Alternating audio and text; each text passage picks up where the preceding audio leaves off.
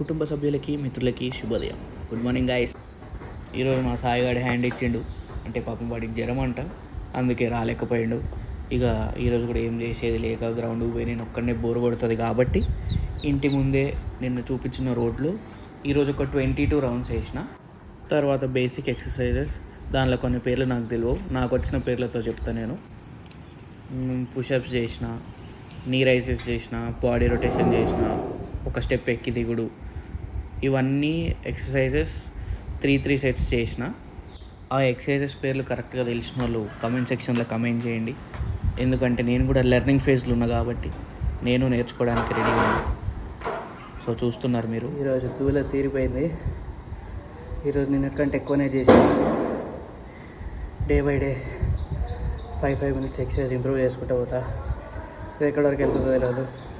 So ఎన్ని days challenge అని ఏం లేదు, బట్ ఎన్ని డేస్లో ట్రాన్స్ఫార్మ్ అవుతాం, జస్ట్ ఒక నార్మల్ లైఫ్ లీడ్ చేస్తూ అనేది నేను mini vlogs and daily vlogs పెడుతూ ఉంటాను. అయిపోయింది, పైకి వచ్చేసినాం. మార్నింగ్ రొటీన్స్, దాని తర్వాత రెడీ అయిన తర్వాత బ్రేక్ఫాస్ట్. ఇక్కడ చూసుకోవచ్చు, ఓట్ మిల్ ప్రిపేర్ చేసిన కదా, మార్నింగ్ అదే తింటున్నా.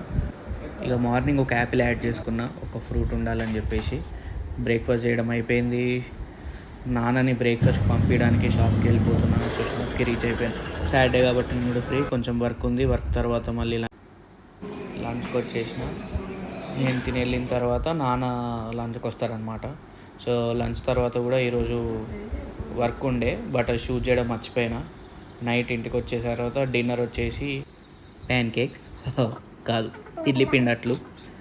ఇది తిని డే ఏం చేసిన.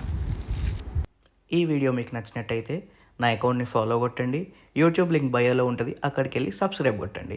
Thank you so much.